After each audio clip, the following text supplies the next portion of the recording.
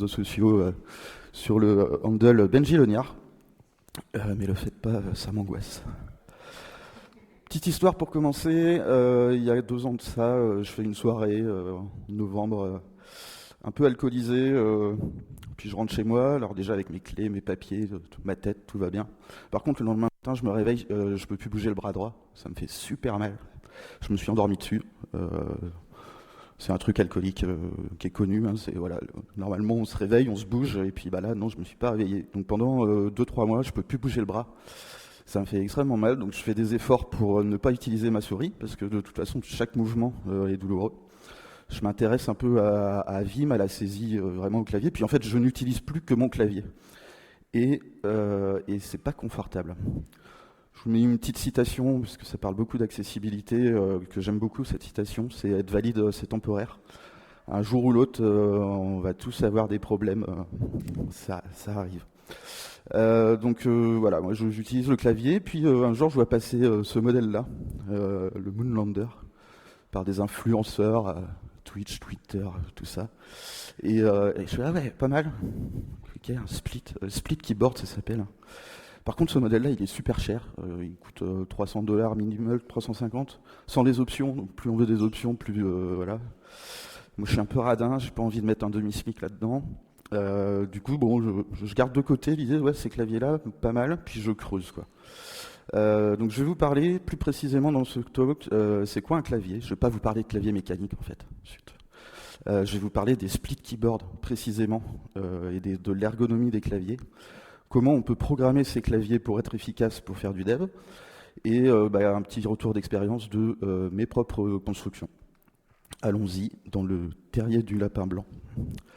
Je vais commencer par un petit peu d'histoire, parce qu'on a un héritage avec les claviers, dans le sens, c'est là, puis on ne sait pas trop quoi en faire.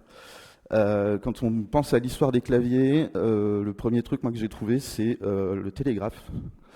Ce modèle, c'est le télégraphe de Édouard Hugues, 1855. Vous pouvez noter que c'est un clavier de piano sur lequel on a juste mis des lettres. Donc, bon, quand on pense télégraphe, on a l'idée de Lucky Luke qui fait au doigt, mais en fait, ça s'est très vite automatisé. Ensuite, je passe une dizaine d'années. Le premier brevet, ça c'est le premier brevet aux États-Unis. Il y en a eu plusieurs de machines à écrire. Donc là encore, on retrouve un clavier de piano. Et me demandez pas comment ça marche, mais on devait mettre une feuille au-dessus, puis pareil, des petits bras, bref. Quand on pense aux machines à écrire aujourd'hui, on a surtout ça en tête. Ces modèles-là, il y a eu plusieurs années d'évolution dessus.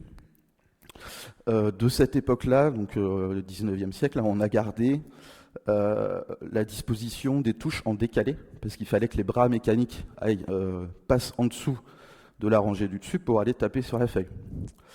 On a gardé aussi la disposition des touches, notamment on a déplacé typiquement le I et le O sont en dessous de 8 et 9 parce qu'ils servaient à faire le 1 et le 0, et donc 1890, parce que ça se faisait paf paf paf pour afficher la date, imprimer la date.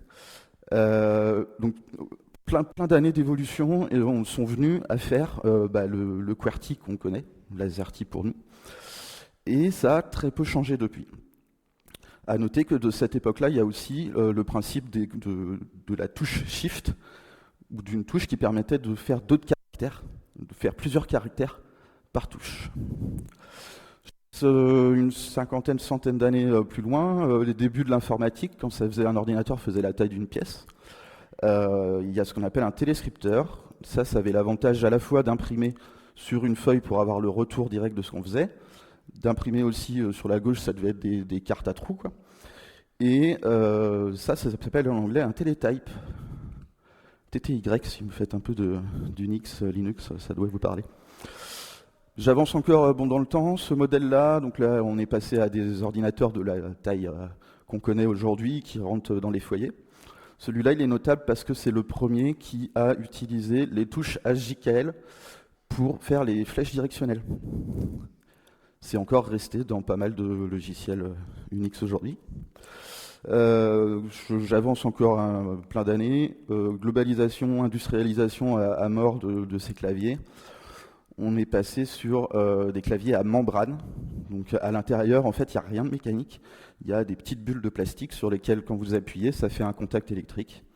Et puis voilà, donc ça, c'est pas cher à construire. Par contre, c'est pas très réparable. Puis, on va dire, années 2000, on est revenu à des claviers de ce genre-là, un peu marketés pour les gamers, pour être gamers, pour être très précis. Et donc voilà pour un petit historique. Quand on veut construire son clavier aujourd'hui, on va vouloir, faut choisir un layout déjà, une disposition. Donc celui qu'on connaît tous, layout 100%, vous avez votre pavé numérique, vous avez votre touche de fonction, puis plein de touches qu'on ne se sert pas forcément, mais elles sont là. Tout est à disposition. On peut réduire, on passe à un layout de 80%, on a enlevé notre pavé numérique, de toute façon, les chiffres, ils sont disponibles sur la deuxième rangée. Donc ça, c'est 10 keyless, ça s'appelle. On peut encore réduire. On se dit, bah allez, je vais enlever ma rangée de touches fonction. Du coup, je vais rajouter, à côté de mes barres espace, je vais avoir des touches pour la touche FN, là, pour réactiver, pour pouvoir réappuyer sur ces touches fonction quand même. On peut encore réduire de taille. Là, j'ai plus de rangée de chiffres. Puis on peut les casser en deux, faire deux parties complètement. Ça, c'est le modèle Lily 58 que j'aime beaucoup. On peut encore enlever une rangée de chiffres sur ce genre de clavier. Et puis, donc là, il y a 6 colonnes par moitié, 6 colonnes, 3 lignes. Et puis, on peut aussi enlever des touches modificatrices. Moi, je vais vous expliquer comment on fait pour utiliser ce truc. Et puis un clavier, c'est pas forcément obligé que ça soit droit. On peut aussi faire des monstruosités comme ça. Donc ça, c'est le dactyle avec les touches suivre vos doigts. Puis en vrai, quand on fait du développement, bon, est-ce qu'on a besoin d'autre chose? Excusez-moi, pause boisson. Évidemment, c'est une blague. J'ai pas de réseau, je suis tombé, bon, dommage. Évidemment, les aléas du direct. Moi, sur ce site que normalement je peux vous présenter, il y a en fait une collection.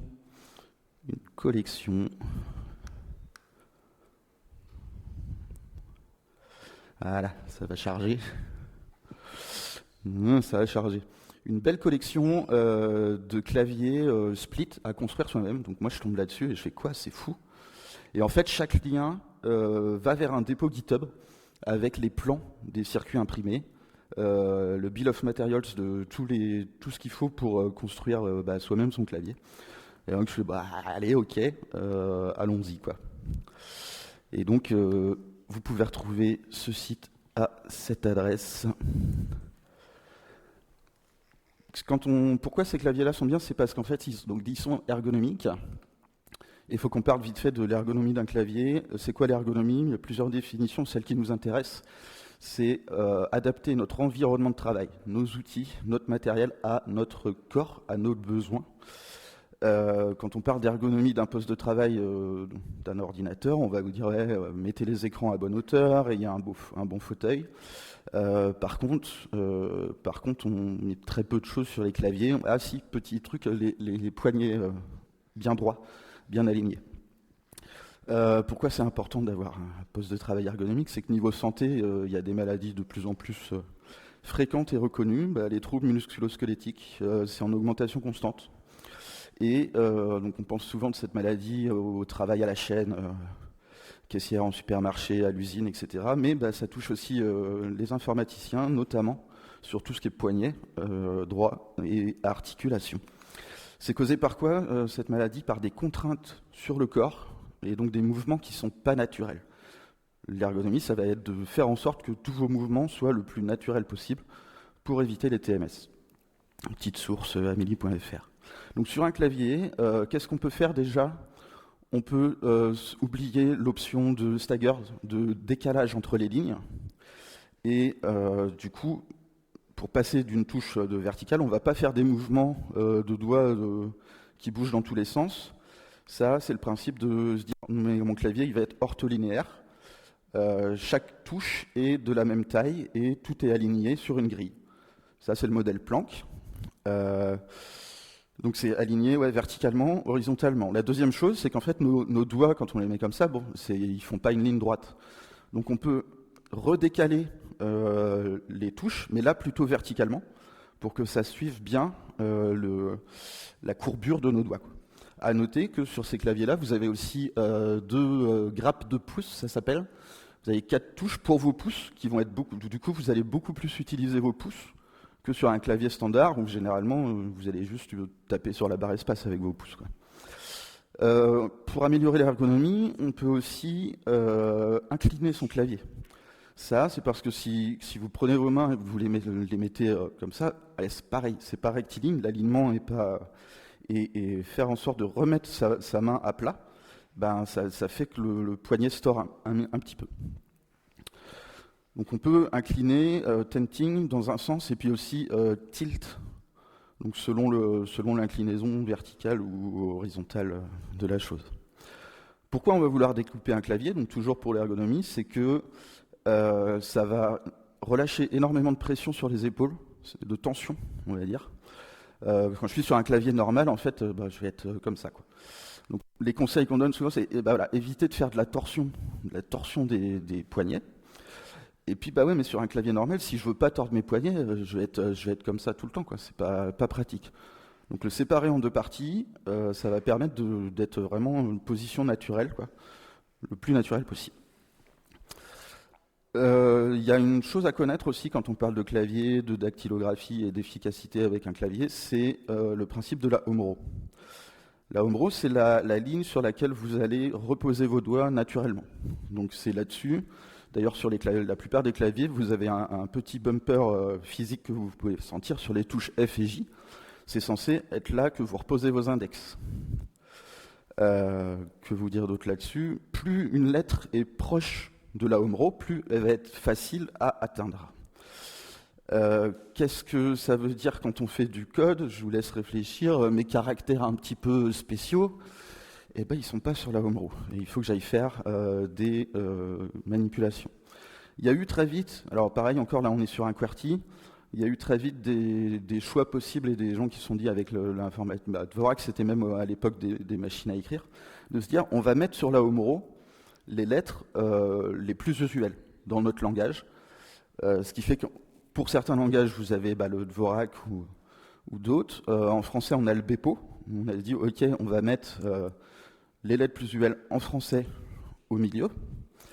Et pour du dev, nous on est toujours sur du AZERTY, donc comme je vous ai dit, il faut aller faire des combinaisons avec Alt et R pour aller chercher les caractères. Moi maintenant que j'ai goûté à ces trucs-là, mon avis c'est que c'est pas génial, ça pique un peu. Pour utiliser ces claviers-là, on va voir le principe des couches. Les couches, vous les utilisez déjà, sans le savoir, forcément, donc sans les appeler comme ça. Typiquement, vous avez de base votre couche minuscule sur un clavier. Vous faites Shift, vous activez la couche majuscule. Pareil pour Alt, pour fonction, vous allez changer ce que vous fait une touche, le caractère que ça envoie, en les combinant avec deux. Donc sur ces petits claviers ergonomiques, on va rajouter deux touches spécifiques qui vont permettre d'abaisser, alors raise ou lower, d'abaisser ou d'élever.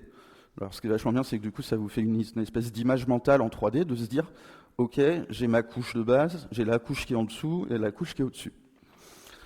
Un petit exemple sur le clavier Korn. Là, je suis sur ma couche par défaut. Généralement, voilà, on a l'espace entrée au milieu. Si ma petite couche MO1, ça va activer momentanément une deuxième couche sur lesquelles je vais retrouver mes chiffres, des touches fléchées, mon retour arrière, etc. Puis, si je suis sur ma couche par défaut et que je fais l'autre pouce, là j'active une autre couche, où là je retrouve tous mes caractères spéciaux, les accolades ouvrantes, fermantes, etc. Relativement proche de la home row, donc soit au milieu, soit au-dessus, ou en dessous. Et puis si vous combinez les deux, sur ces modèles-là, vous avez une quatrième couche, où là vous pouvez mettre plein de touches. Moi j'ai mis toutes les touches un peu médias, stop, play, pause, etc. qui sont du coup un peu moins utilisés fréquemment, on va dire. Quels avantages pour le développement? Nous, c'est qu'il y a peu de mouvements de doigts, du coup. Les caractères spéciaux, avec ce principe de couche, vous allez pouvoir les mettre sur la même rangée et pas faire de déplacement. Et puis, vous pouvez personnaliser comme vous voulez votre keymap, ça s'appelle une keymap, hein, la cartographie de quel caractère est à quel endroit. Donc comme ça, si vous faites du Lisp, vous pouvez faire c'est encore une blague, évidemment. Beaucoup trop de parenthèses dans ce langage. Bon, bref. Du coup, voilà, je vous ai expliqué un peu le principe des couches. Moi, je découvre ça, je fais OK, je suis convaincu. Qu'est-ce qu'il faut que j'achète? Puis comment ça marche déjà un clavier? Un clavier, c'est une matrice, d'où l'illustration, une matrice d'interrupteurs. Chaque interrupteur est couplé avec une diode. Pourquoi on rajoute une diode? C'est pour pouvoir justement connecter, non pas connecter chaque interrupteur à des entrées d'un microcontrôleur, mais connecter une rangée, puis une colonne. Et en fait, le courant ne va pas forcément être au même niveau. Ça va permettre au microcontrôleur de détecter, via le couple rangée-colonne, quelle touche est pressée. Donc ça, c'est le schéma de base de loin. Si on va un petit peu plus dans le détail, c'est un peu plus imbitable.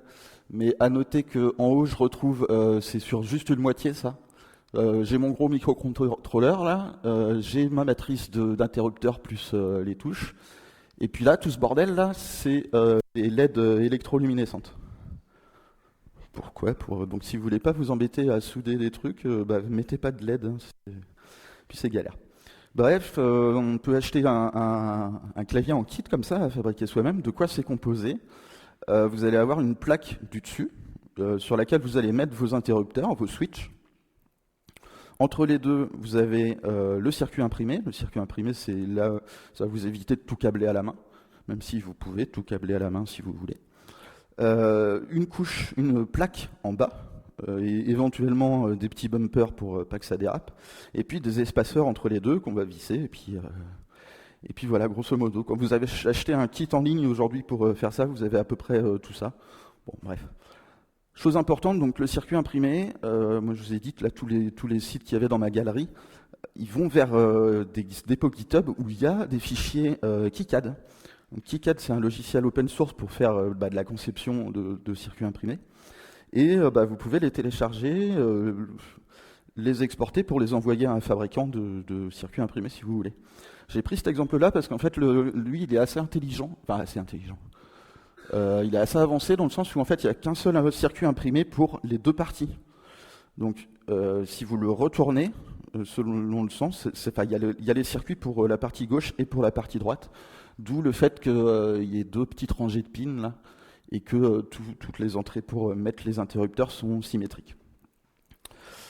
Qu'est-ce qu'on connecte là-dessus? Donc là, on reçoit un kit, on est content. On va avoir toutes nos diodes là en petites bandelettes, les diodes électroluminescentes, des connecteurs jack pour connecter la partie droite, la partie gauche, des interrupteurs.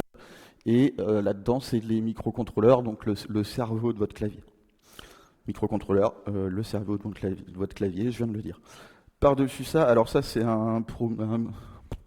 je sais plus. Il y a plusieurs modèles en fait selon le branchement USB que vous voulez mettre dedans. Si vous voulez un clavier qui soit sans fil, il vous faut un microcontrôleur qui ait une puce Bluetooth sans fil. Voilà, donc il faut faire attention au spec des microcontrôleurs. Généralement, ils suivent tous un peu le même pattern de branchement, de pin. Mais pareil, encore une fois, ça dépend des modèles. Par-dessus ce microcontrôleur-là, vous pouvez mettre un écran OLED si vous voulez. Puis si vous êtes un peu corporate, vous mettez le logo de votre boîte dessus ou autre chose. Ça sert. Alors, vous pouvez mettre un côté illustration, et puis l'autre, moi j'en ai un où en fait il y a plus l'indicateur sur quelle couche vous êtes. Et est-ce que vous mettez CTRL, SHIFT, ALT, super, etc. Et en plus de ça, on peut aussi mettre des toutes petites diodes. Alors là, c'est gros, mais ça fait 4 mm de côté, 3-4 mm. C'est tout petit, c'est pénible à souder. Et donc voilà, première partie de ce que je remets sur mon circuit imprimé. Derrière, par-dessus, il va y avoir les switches, les interrupteurs, et les dessus de touches, les keycaps. Les switches, donc. Moi, naïvement, quand je suis arrivé dans ce hobby ou de mes petites connaissances d'avoir vu des collègues avec des claviers mécaniques, dans ma tête, il y avait ceux qui font du bruit et puis ceux qui n'en font pas. En vrai, bon, c'est un petit peu plus avancé que ça. Vous avez, on va dire, 3 grandes familles qui, selon le mécanisme à l'intérieur, vont pas avoir le même feeling, le même ressenti. Le rouge, là, c'est un linéaire, donc vraiment vous appuyez, ça descend tout seul, puis une fois en bas, le contact se fait. Tactile, vous allez vraiment avoir un petit ressenti de... Il faut appuyer plus fort au milieu pour activer la touche. Et là, clicky, il y a vraiment un mécanisme à l'intérieur qui va s'enclencher, et généralement, c'est ceux-là qui font du bruit. Ces switches-là sont assez standards, on va dire. Enfin bref, je passe. Vous avez d'autres types de switches qui sont plus low profile. Donc là, sur l'exemple, c'était les high. Les low profile, ça va plutôt vous permettre déjà de faire des claviers plus fins. Et puis, vous allez avoir un peu moins de distance à parcourir sur la pression. Une autre chose à faire attention quand on achète des switches aussi, c'est la différence entre le connecteur au-dessus sur lequel vous allez mettre les dessus de touche et les keycaps. Donc à gauche, c'est un MX, ça s'appelle. À droite, oui, à droite, c'est un choc. Et du coup, il faut faire attention entre les switches et les keycaps que ça corresponde. Les keycaps, justement, les dessus de touche, c'est un peu le vernis par-dessus le clavier, c'est ça qui est visible. Il faut faire attention aux différents profils. Donc il y a différents profils de touches. Souvent, vous allez avoir une inclinaison par rangée, c'est-à-dire la rangée la plus éloignée va être inclinée dans un sens, et plus vous êtes proche, plus ça va être dans l'autre sens, selon votre profil. Donc idéalement, pour des claviers ortholinéaires et ergonomiques, on va plutôt vouloir ces profils-là, qui vont être vraiment plats et qui vont vous permettre surtout d'interchanger des touches. Si vous voulez passer à des profils, à des layouts de disposition, genre Dvorak, moi typiquement je remets les claviers en AZERTY, parce que même si c'est considéré comme des QWERTY, la mémoire musculaire, voilà. Et donc plus le profil est plat, plus vous pouvez interchanger les touches comme vous voulez, quoi. Une autre illustration là, sur les différents profils. Pendant longtemps, ça dépendait du constructeur. Vous aviez un profil de touche pour Apple, un profil de touche pour IBM ou je sais pas qui. Et ça s'est un petit peu plus standardisé maintenant. Autre chose à faire attention, c'est que quand vous achetez un set, un ensemble de dessus de touche, vous allez avoir différentes tailles. Si vous faites de l'ortholinéaire, vous allez utiliser uniquement les touches qui font une unité sur une unité. Sur les claviers plus standards, voilà, vous avez Shift, Caps Lock, etc. qui font un 75 de 25. Celles-là, moi, elles sont en rab ou à la poubelle, quoi. Encore un truc à faire attention, les plastiques. Alors, je suis pas chimiste, mais PBT est censé être le mieux, plus mat. L'ABS, c'est plus le plastique qui jaunit un peu avec le temps. Bref. Donc du coup, j'ai tout mon matériel, je passe à l'assemblage, à la construction de ce petit modèle. À noter avant que au niveau budget, d'acheter ça en kit, ça m'a coûté en gros 200 € et des broutilles, sachant qu'il n'y a pas les keycaps dans cette facture. Vu que j'étais un peu en manque de dotation à l'époque, je suis allé faire ça en stream. Suivez-moi sur Twitch. Non, je mets ce slide surtout parce qu'en fait, ça m'a permis de chronométrer un peu et de voir combien de temps ça mettait, et qu'en gros, j'ai dû faire 2 streams de 2-3 heures. Donc, il faut compter 5-6 heures d'assemblage, même si je faisais pas ça à 100%. Donc, il y a l'assemblage, et puis surtout, il y a la soudure. Donc, on prend un fer à souder, on prend de l'étain, voilà, on met bien nos composants, on fait chauffer tout ça. Du coup, c'est un petit investissement. Un fer à souder, ça coûte pas énormément cher, il faut faire attention. Moi j'avais gardé celui que j'avais gardé du lycée il y a longtemps, qui avait pas de penne interchangeable et qui avait une penne assez énorme. Donc avoir des petites, plus c'est petit, plus c'est bien, surtout pour les diodes, encore une fois. Évidemment, c'est chaud, donc on ne tient pas le fer à souder par la pointe. Aussi l'étain bon, ça fait de la fumée, il faut bien ventiler, ouvrez les fenêtres, tout ça, tout ça.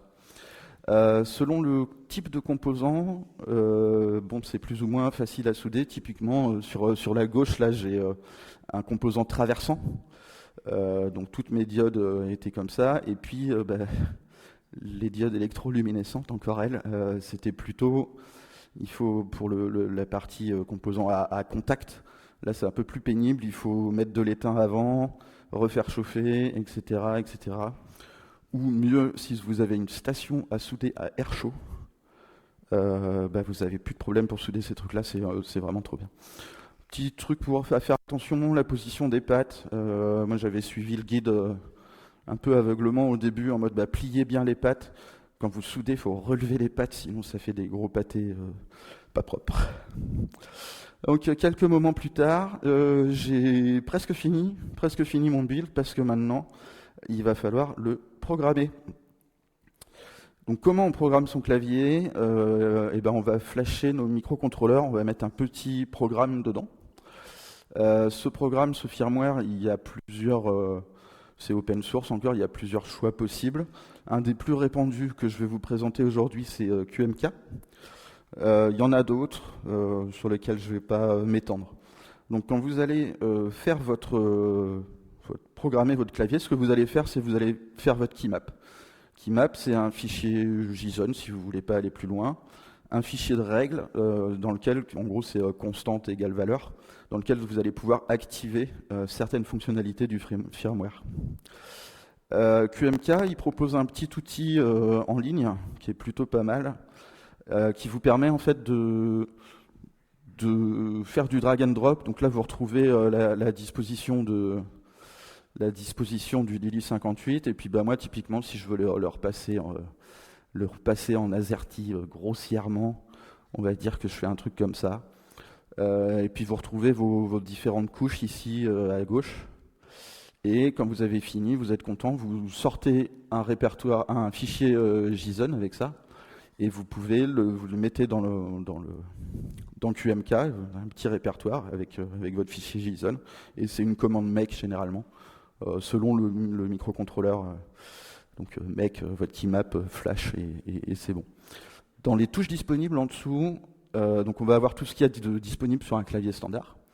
Mais vous allez aussi avoir toute une partie Quantum, et c'est ces touches-là qui vont plutôt être des fonctions et qui vont vous permettre d'activer ou pas certaines couches. Donc je vais vous présenter ces choses-là juste après. Donc mon fichier keymap.json, à l'intérieur, j'ai un tableau à deux entrées, et un tableau imbriqué, on va dire, et puis chaque entrée dans mon tableau, c'est une couche. Et à l'intérieur, j'ai la liste de toutes les touches disponibles. Pas vraiment toutes les touches, mais tous les caractères, donc tous les keycodes. Si je veux faire la lettre A, c'est casser_A, casser_B, etc. Vous retrouvez tout ce qui est disponible sur un clavier à un keycode général.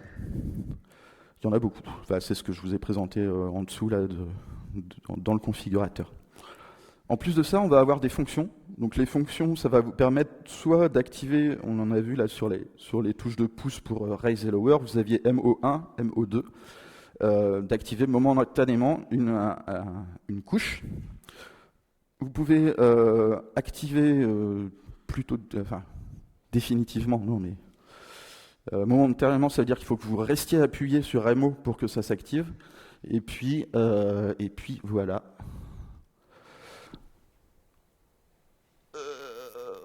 On s'en fiche. Vous pouvez aussi changer votre couche par défaut. DF, ça veut dire que si vous voulez tester plusieurs layouts, passer de QWERTY à du Colmac, à du Dvorak ou du Bepo, vous faites une nouvelle couche que vous pouvez définir par défaut avec DF. Vous allez pouvoir faire de la combinaison de touches modificatrices. C'est-à-dire que là, j'ai Shift, Ctrl, Alt, G8, c'est votre touche super ou Option sur Mac. C'est la touche un peu, la touche Windows, quoi, on va dire. Là, ça veut dire que je fais un Shift X d'un seul appui. ou CTRL X, etc., etc. Et donc vous mettez le key code de la touche que vous voulez en paramètre de la méthode modificatrice.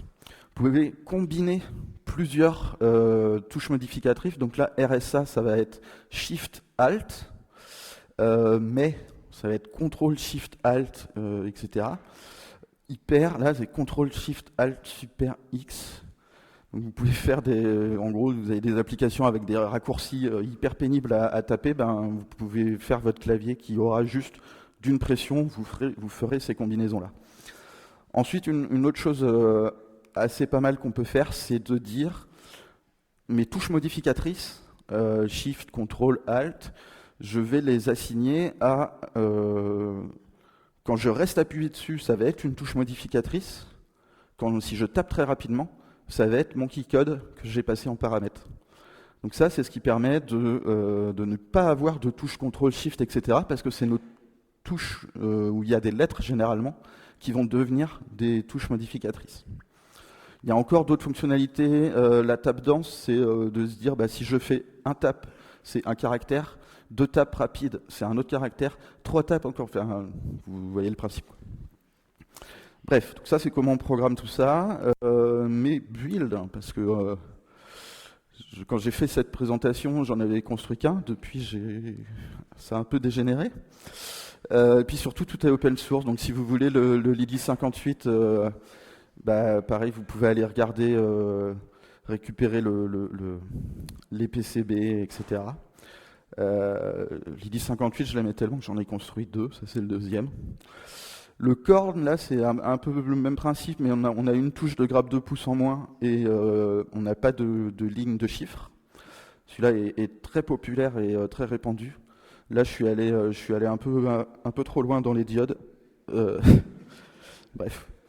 Et le dernier que j'ai fait, là, c'est le Ferris. Et ça, je vais vous en parler un peu plus profondément parce que c'est assez incroyable ce qu'il est possible de faire avec. Notez que là, vous retrouvez mes touches qui vont être modificatrices quand je reste appuyé dessus, et qu'en fait, c'est symétrique. Donc, je retrouve mon contrôle à droite, mon contrôle à gauche, et si on fait bien attention, normalement, on alterne, c'est-à-dire, si je veux faire en majuscule, je vais faire Shift du côté où je ne vais pas taper ma lettre, et inversement, si je veux taper du côté droit, je vais faire le Shift du côté gauche. Au milieu, sur SDF et JKL, sur ce modèle-là, du coup, vous allez pouvoir activer des couches en plus. Donc là, c'est mon petit modèle que j'ai construit, tout content. Et donc, comment on fait pour travailler avec ce truc-là, qui n'a uniquement 34 touches? C'est le même chose que le slide d'avant, là. Vous retrouvez, du coup, quand je vais appuyer sur S, ça va être ma couche 5. D, une autre couche 1, F, la couche 3, 4, J, etc. Donc au total, ce clavier-là, il a 8 couches. Parce qu'on commence à 0, donc la couche 0.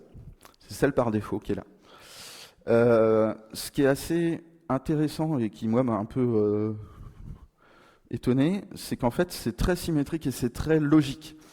Ici, avec mon majeur gauche, donc c'est cette touche-là que je vais appuyer pour activer la couche, je vais retrouver plein de touches pour simuler une souris, en fait.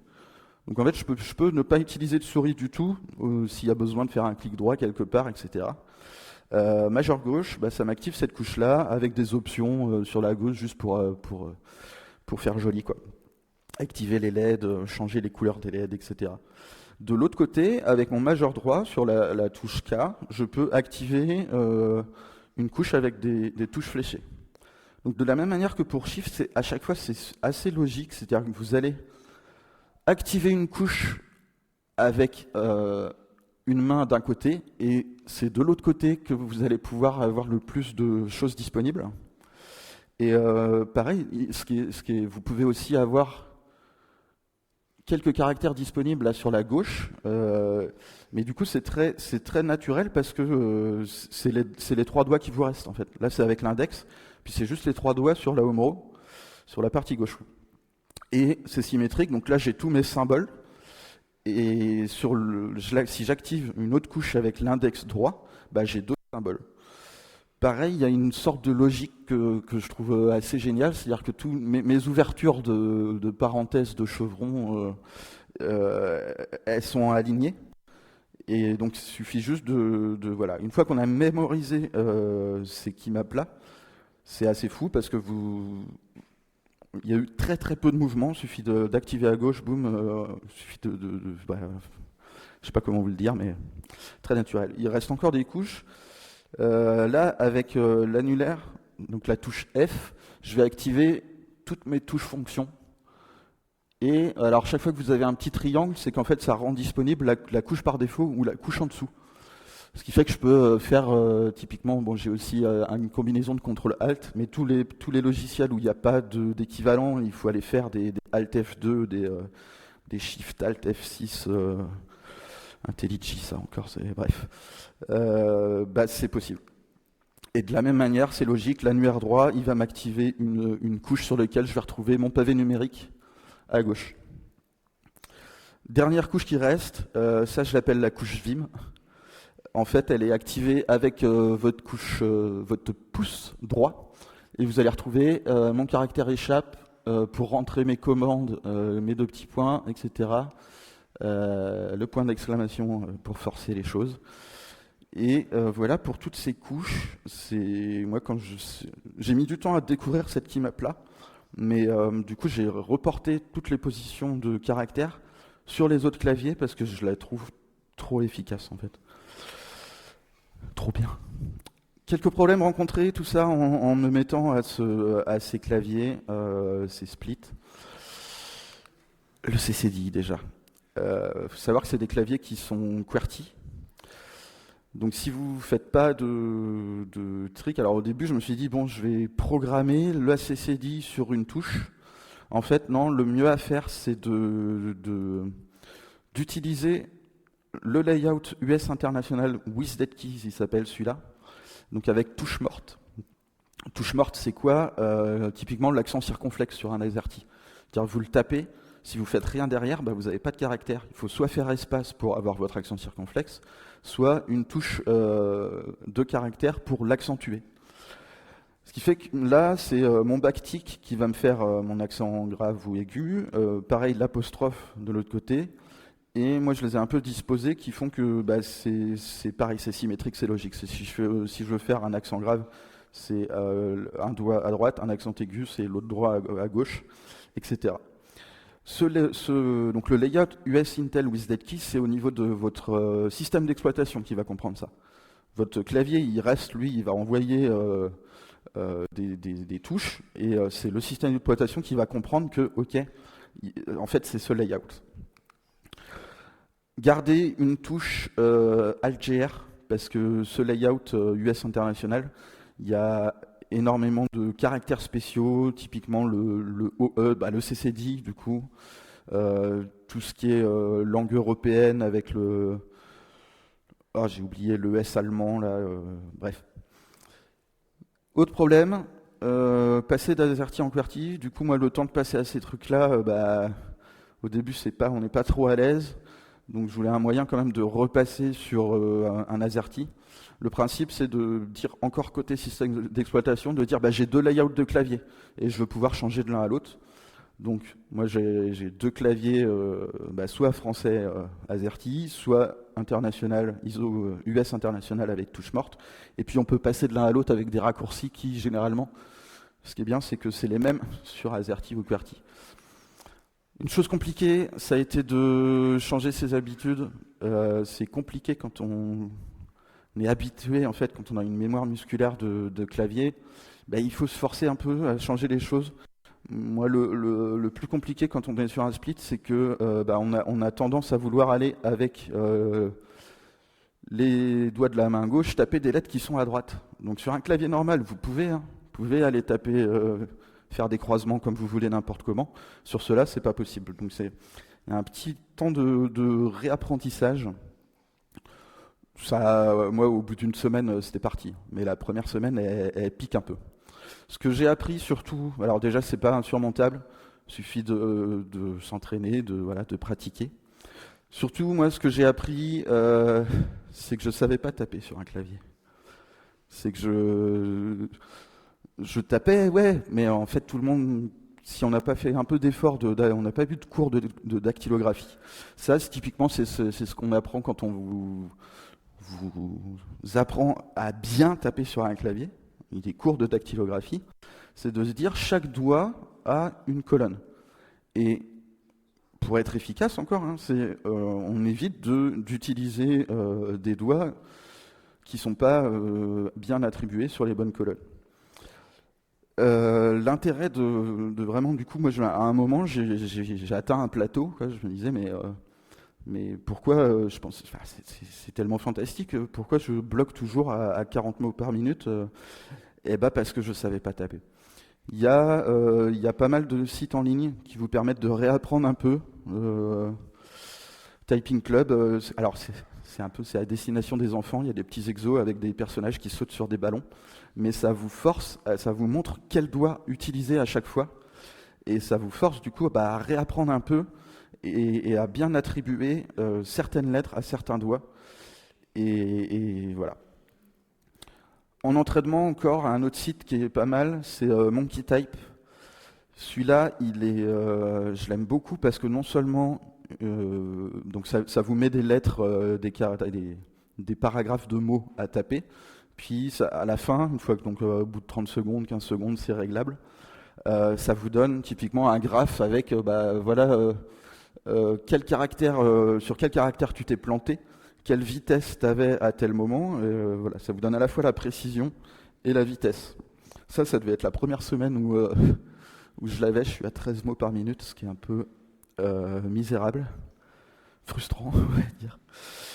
L'autre avantage de Monkey Type, c'est que vous pouvez choisir quel type de paragraphe ça vous donne. Donc vous pouvez choisir l'anglais, de l'anglais avec ponctuation, de l'anglais avec des ponctuations et des chiffres, du français, du JavaScript, du PHP, des choses comme ça. Et ça vous permet de focuser un peu, de préciser. Si vous voulez travailler vraiment les caractères spéciaux, vous prenez des langages de programmation. Et voilà. Et si vous enregistrez aussi, vous pouvez avoir une progression au fil du temps, ce qui est vachement bien pour garder un peu de motivation et de se dire on est toujours de plus meilleur. Bref. Autre petit conseil pour apprendre en fait où sont les touches, c'est de se faire d'imprimer vraiment les keymaps, d'imprimer les cheat sheets. Ça a un double avantage, ça, c'est que du coup, c'est directement sous vos yeux. C'est-à-dire si vous cherchez comment faire un caractère, il n'y a pas à aller ouvrir une fenêtre ou je sais pas quoi. Et surtout, sur un clavier portable, ça m'empêche d'utiliser le clavier portable. Parce qu'au début, j'étais là, dès que j'avais un problème, hop, je repassais sur l'AZERTY, hop, je repassais sur le... Donc ça empêche réellement d'utiliser à la fois le clavier standard et la souris. Donc on se force un petit peu. Il y a beaucoup de choses sur le domaine des splits en ligne. Comme beaucoup de domaines un peu de niche, ça se trouve sur Reddit principalement. Je vous en ai mis deux là. Ergomech Keyboards est le meilleur, est assez incroyable. Parce qu'il y a des gens qui fabriquent leur clavier, qui viennent poster leurs photos, demander des conseils, etc. OLKB est plus orienté un peu firmware. À la base, c'était un fabricant, mais plus orienté QMK. Mais bref, il y a un subreddit pour tout, de toute façon. Le dernier, KBD News, c'est une newsletter. Et pareil, c'est orienté clavier, split et ergonomie. Il y a quelques Discord qui existent, mais bon, Discord, c'est un peu trop fermé pour moi. Bref. Il y a plein de boutiques en ligne. Je suis pas sponsorisé, mais moi typiquement j'achète les miens sur splitkb.com. C'est un gars qui est aux Pays-Bas, donc en Europe, frais de port pas trop cher. Il y en a d'autres. Attention, si vous prenez à l'étranger, notamment sur les batteries, pour tout ce qui est Bluetooth, il y a des frais de douane et ça peut monter très très cher, très très vite. Puis il y en a d'autres, j'ai pas tout mis, donc Google est votre ami, vous cherchez Split Keyboard, vous allez avoir une palanquée de résultats. Dernier petit conseil, un peu l'éléphant dans la pièce, c'est que pourquoi c'est bien tout ça, c'est que en fait on va utiliser que son clavier, donc utiliser un IDE ou les Vimmotion en particulier, qui font que vous allez utiliser uniquement votre clavier. Autre conseil, débranchez vos souris, parce que si vous avez vos souris, vous allez avoir le réflexe de tout le temps passer du clavier à la souris, et ça, typiquement, c'est pas naturel, et vous perdez en souplesse et en productivité. Et puis en plus, si vous débranchez vos souris, peut-être que vous allez pouvoir tester l'accessibilité clavier de vos sites. Je dis ça, je dis rien. Apprenez les raccourcis de votre système d'exploitation. Encore mieux, utilisez un système d'exploitation qui vous permette de vraiment tout faire au clavier. Typiquement, i3, tout ce qui est gestionnaire de fenêtres en carrelage sous Linux, c'est génial. Petite conclusion, idée bizarre, idée de génie, à vous de vous faire votre idée. Moi, je trouve ça assez incroyable. J'espère vous avoir montré un peu les avantages de ces claviers-là et vous avoir donné envie d'en faire un vous-même. Et dernier truc, faites-le, si vous le faites, c'est vraiment pour le confort d'utilisation que ça apporte. La vitesse, elle reviendra après coup, mais ça ne doit pas être l'objectif, quoi. C'est pas un concours non plus. Merci. Vous avez des slides à gauche sur GitHub et à droite, vous pouvez me laisser un petit feedback.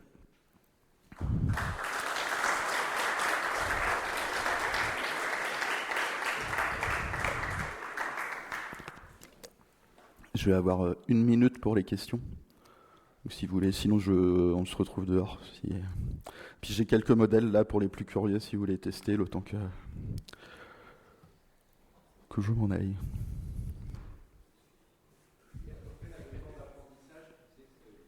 Pardon. Ouais, combien de temps j'ai mis en gros à réapprendre? On va dire que comme je vous ai dit, la première semaine a vraiment été dure.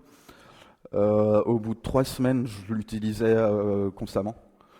Et vraiment, 3 semaines, j'étais un peu plus à l'aise avec. Et après, ça va dépendre de ta keymap. Parce que grosso modo, j'ai eu toute une phase où, 3 semaines, on va dire 2 mois pour être vraiment efficace avec la keymap que j'avais. Et là, la dernière que je vous ai présentée sur les Ferris, je l'ai rajoutée il y a 2 mois, et j'apprends encore à l'utiliser. Donc si on reste constant, pour moi, en 2 mois, 2-3 mois max, on retrouve vraiment un confort et l'utilisation d'un clavier standard, quoi.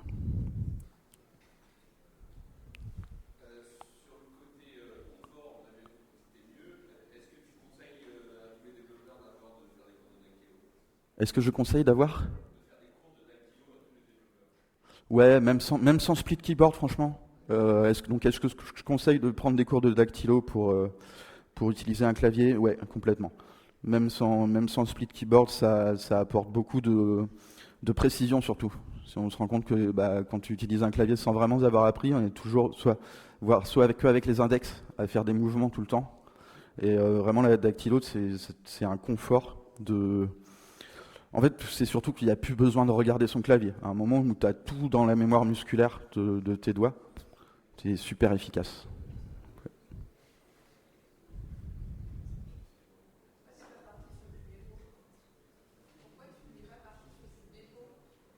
Pardon, j'entends pas. Sur le Bepo? Alors Bepo, c'est parce que j'avais connaissance de ces trucs-là. Alors, pourquoi je suis pas parti sur le Bepo? Parce que j'y voyais pas d'intérêt.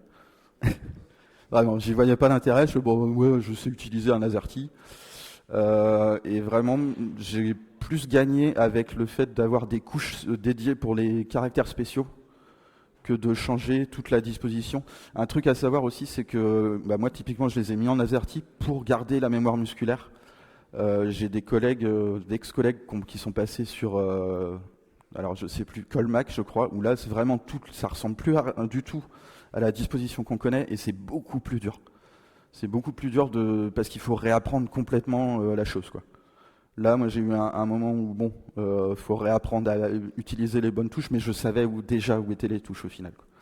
Bepo, Colmac, Dvorak, tout ça, c'est. Je dis pas que c'est pas bien, hein. Je dis que c'est un niveau au-dessus d'investissement là-dedans, quoi. Voilà. Et toi, tu préfères vraiment avoir le moins de touches possible ou tu trouves qu'il y a un bon limite sur quand même avoir, je sais pas, les noms ou quand on juste 3 lignes ou 4 ou est-ce que tu as vraiment C'est une quoi? limite à fond ou il y a bon.